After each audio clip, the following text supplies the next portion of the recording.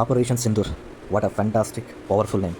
26 ಹಸ್ಬೆಂಡ್ನ ಸಾಯಿಸಿ ವೈಫ್ನ ಮಾತ್ರ ಬಿಟ್ಟು ಅವರು ಸಿಂಧೂರು ಕಿತ್ಕೊಂಡಿದ್ದಾರೆ. ಈ ಒಂದು ಕ್ರಾಂತಿ ಮುಖಾಂತರ, ಈ ಒಂದು ಹೋರಾಟ ಮುಖಾಂತರ, ಈ ಒಂದು ಯುದ್ಧದ ಮುಖಾಂತರ ನರೇಂದ್ರ ಮೋದಿಯವರು ಸಿಂಧೂರ್ ಅಂತ ಹೆಸರಿಟ್ಟಿದ್ದಾರೆ. ಆಪರೇಷನ್ ಸಿಂಧೂರ್ ಅಂತ ಇಟ್ಟಿದ್ದಾರೆ. ಪ್ರತಿಯೊಬ್ಬರು ಭಾರತೀಯರು, ನಮ್ಮ ಇಂಡಿಯನ್ಸು ಖುಷಿ ಪಡಬೇಕು, ಪ್ರೌಡ್ ಆಗಬೇಕು. ಇಂಥ ಒಂದು ವಾರ್ ನಡೆದಕ್ಕೆ ಯಾವ ಉಗ್ರಗಾಮಿಗಳು ನಮ್ಮ ದೇಶದಲ್ಲಿ ಬಂದುಬಿಟ್ಟು ನಮ್ಮ ಜನರಿಗೆ, ನಮಗೆ ಭಯಭೀತಿ ತಂದು ಅಮಾನುಷವಾಗಿ 26 ಜನರು ಕೊಂದು ಸಾಯಿಸಿದ ಪ್ರತಿಫಲ ಇದು.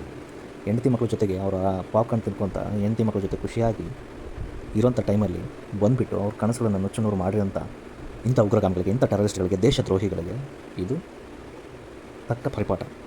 9 ಪ್ಲೇಸ್ಗಳಲ್ಲಿ, 9 ತಾಣಗಳಲ್ಲಿ ಹುಡುಕಿ ಕೊಂದಿದ್ದಾರೆ. That is Indian. I am proud to be Indian. ಇದು ಭಾರತೀಯರು ಖುಷಿ ಪಡಬೇಕಾದ ವಿಚಾರ.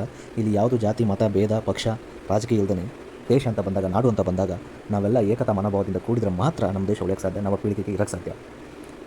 ಹಾಗಾಗಿ ನಾವು ಜಾತಿ ಧರ್ಮ ಬಿಟ್ಟು, ರಾಜಕೀಯ ಪಕ್ಷಗಳು ಬಿಟ್ಟು ದೇಶ ಅಂತ ಒಂದಾದರೂ ಮಾತ್ರ ಹೊಸ ದೇಶ ಕಟ್ಟಕ್ಕೆ ಸಾಧ್ಯ.